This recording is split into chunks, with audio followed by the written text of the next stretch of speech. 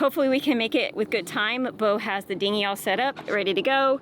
We do have some downwind weather, but we want to go ahead and make sure that we get it, get through the windy part of this river by just dinghy alone. I think it'll be smart. And then once it opens up to the mouth of the lake, then we'll raise this sail, hoping to reach the marina before sunset. All right, raise an anchor. Let's do it. Welcome to Guatemala. It's beautiful here. Scenic shots set to music.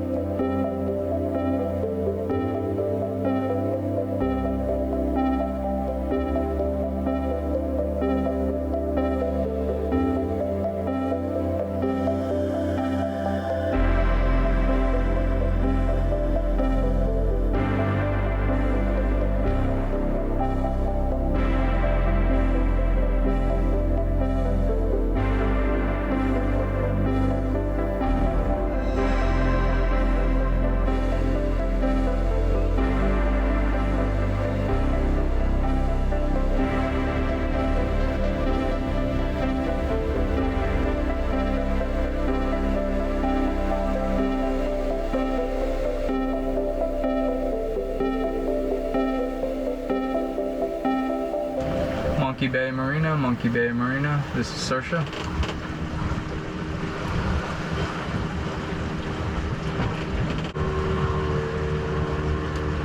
Monkey Bay Marina, Monkey Bay Marina, Monkey Bay Marina. This is Saoirse.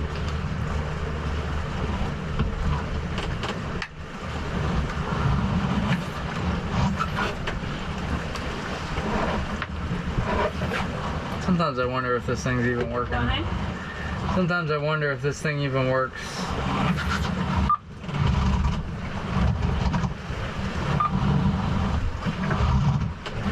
Too short, too short, too short. This is sailing vessel Saoirse.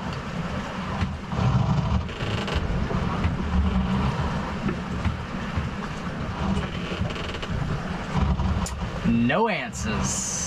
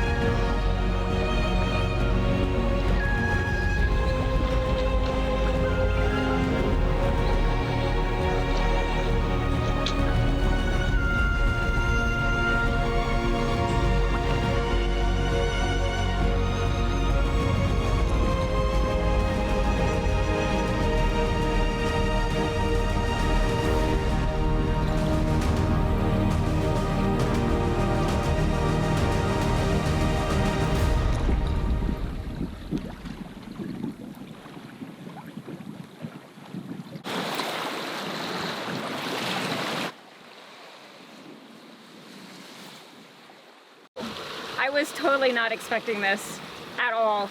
You know, honestly, I was a little hesitant because I was thinking, oh, the water's gonna be muddy, it's gonna be brown and yucky, but wow, I mean, it's just gorgeous. The mountains, it's just different. You know, we've done the Bahamas, we've done the Eastern Caribbean, we've had all the blue water, and this is just completely different. It's just forest and mountains and the river, and it's so against what I was expecting, for sure.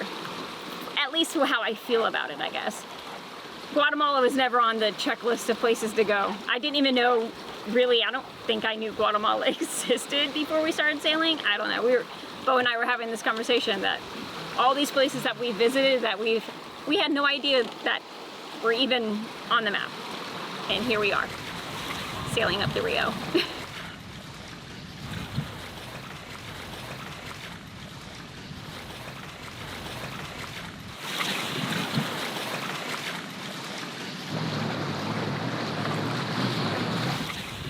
It's really diverse here. When we first got into the Rio Dolce, it was very just steep cliffs, and you felt like you were going, well, you are going through like this little passageway.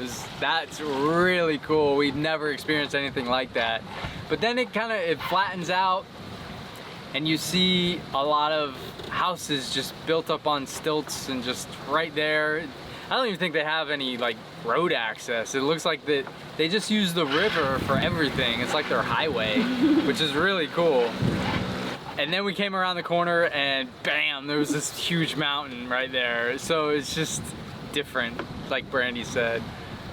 We did see some mountainous stuff in the Eastern Caribbean, but not like this. It's everywhere. It's really different. I like it.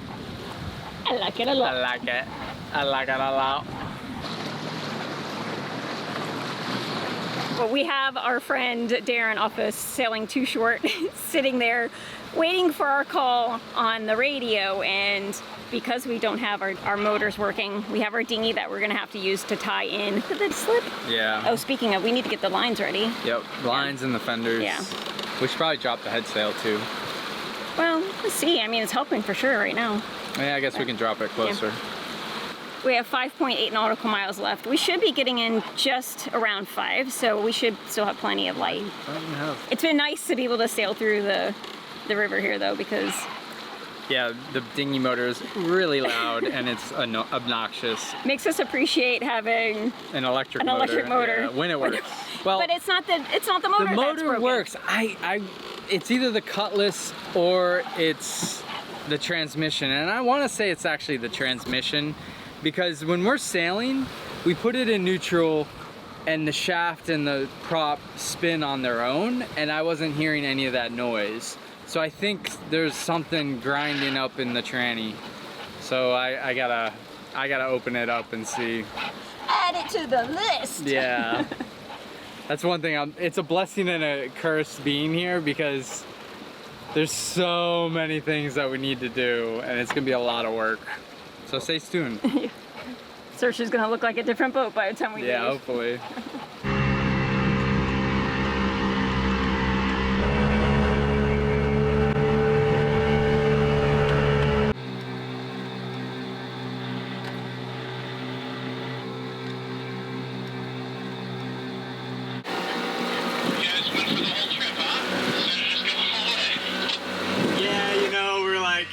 It's good weather, let's just take advantage, so.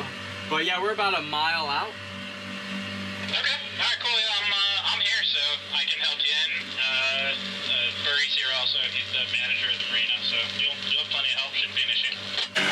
So a very interesting part of this trip is going to be trying to get Saoirse stern into our slip. So we're gonna slowly go up to the marina and assess what's going on, see what it looks like. With the dinghy next to the boat, we're about probably 14 feet. So I mean, we're probably just as wide as some monos. So we might even be able to just back it in with the dinghy still tied to the boat. But we'll see. But if not, then I can back it up enough to where we can then throw them lines and they can pull us in. Fun times!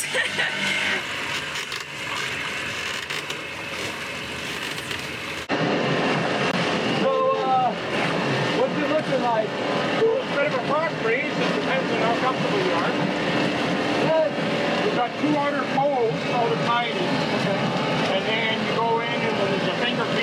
going off the dock. Okay. So you're going in between the boats. Okay. Jump in here and open up. Yeah, we can do that. Yeah.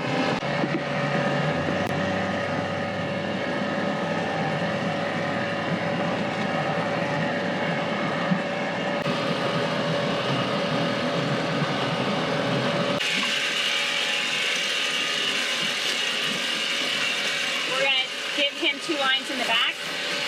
He's gonna tie the 2 lines to the post. So there's a great party going on tonight. I figured you guys would want to go, so I already paid your entrance.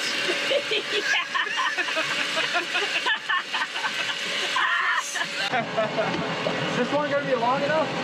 We'll figure it out. Alright. Sweet, thanks. Alright. Brandy looks like she's ready for a nap. So not stressful. So love, you're gonna steer us. You saw where we went, right? Yeah. We're just gonna come up and around, and then we're gonna back up to the actual, You're gonna back us up? yeah, I'll back us up enough to where then I'll untie and go grab the line and turn up now, and we can try it in reverse.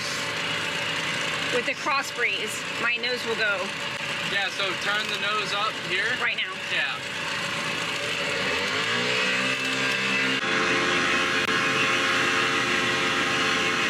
Are we sure about this?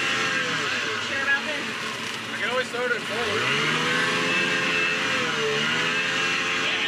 These guys will launch it. It'll kind of push you.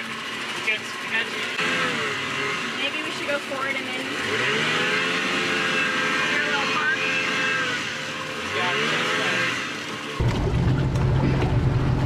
Alright, and then I'll swing around you. I'm caught onto you. No, we're doing stern. Okay, Rory's got it. He's on that side.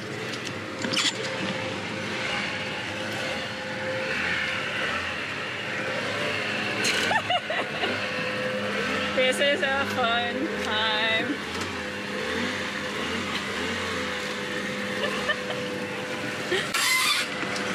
Oh man. Fun time. Okay, so now we need the other line.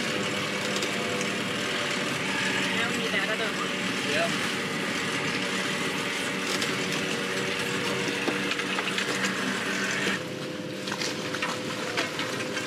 Got that?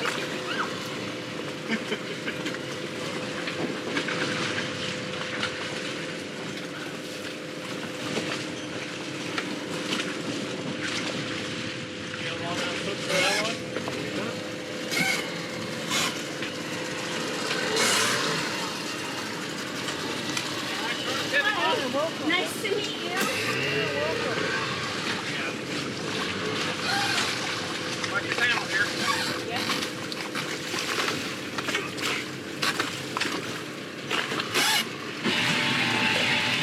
That's super relaxing.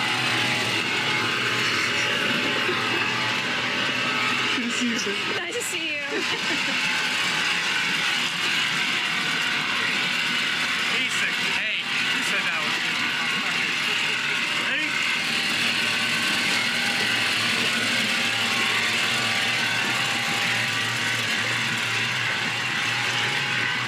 Yeah, feel that?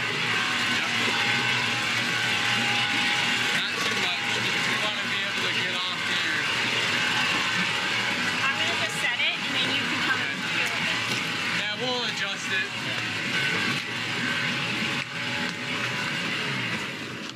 Thanks, everybody. Thank you. Several days later.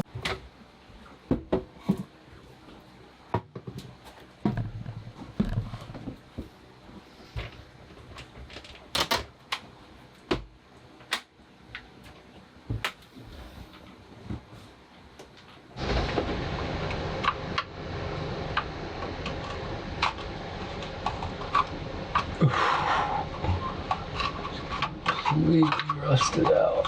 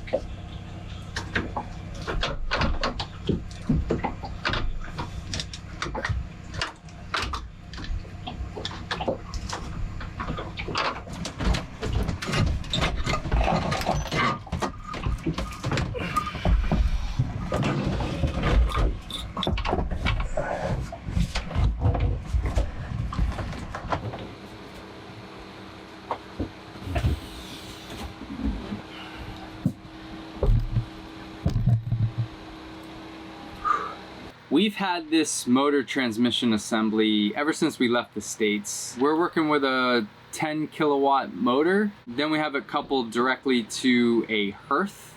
I don't know what model the hearth is. I think it's their smallest size. I believe the gear reduction's 1.8.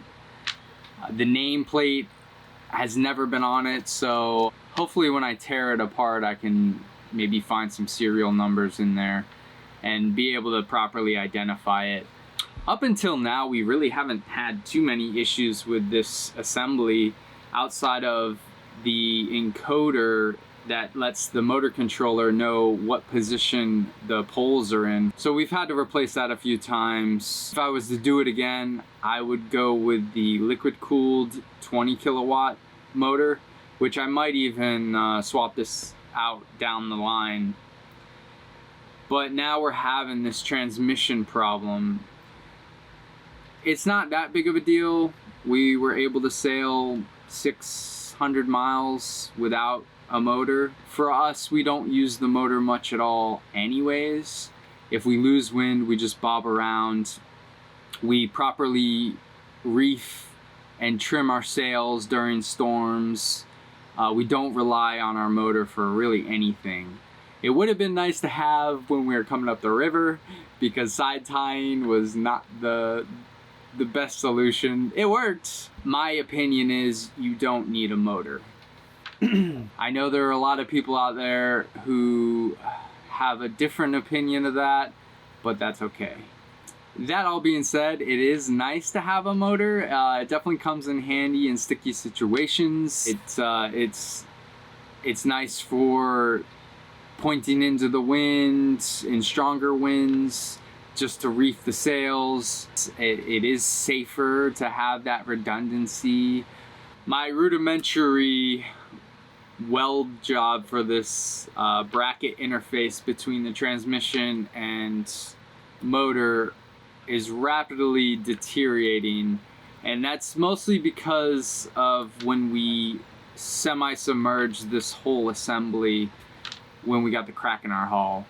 I did clean it, I washed it all down, but it wasn't good enough because time is really taking its toll on it.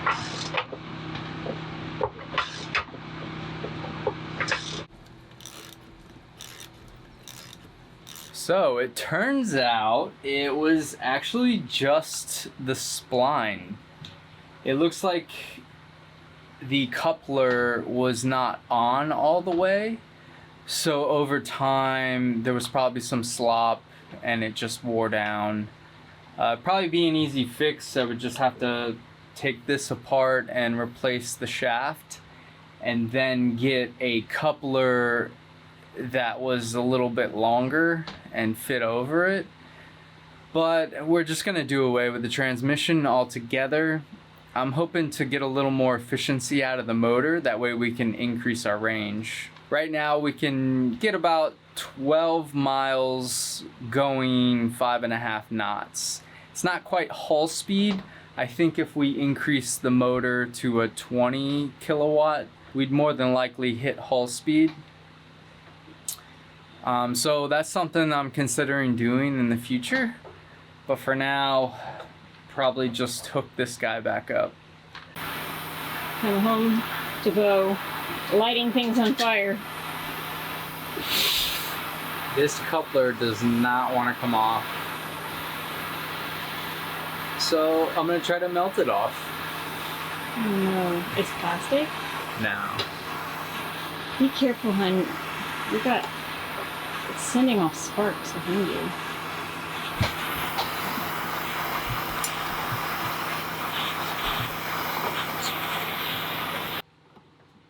This thing is not budging.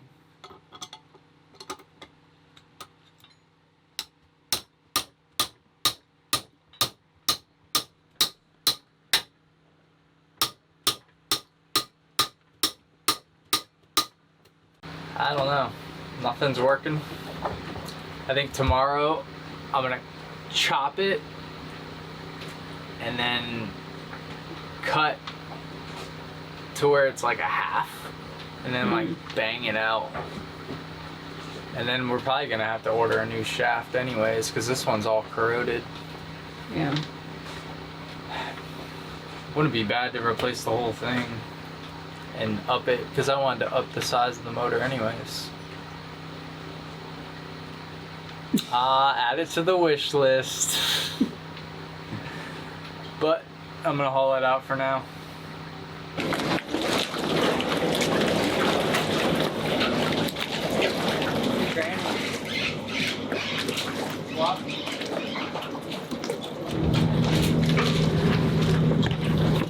How many people can say they can carry their motor out?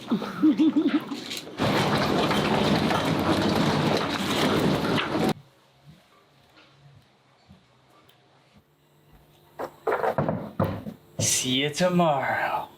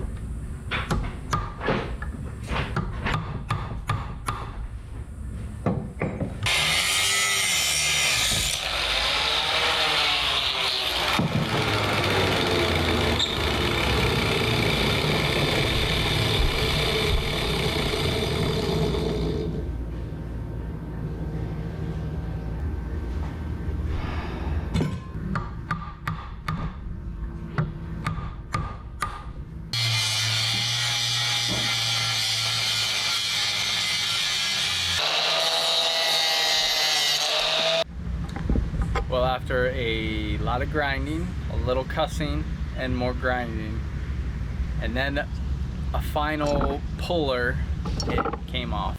This is as far as I can take this project for now. I need to order the reduction assembly. Once I get that in, I can get it all fit tested, probably have to do a little bit of glassing, and then install it and give it a test run.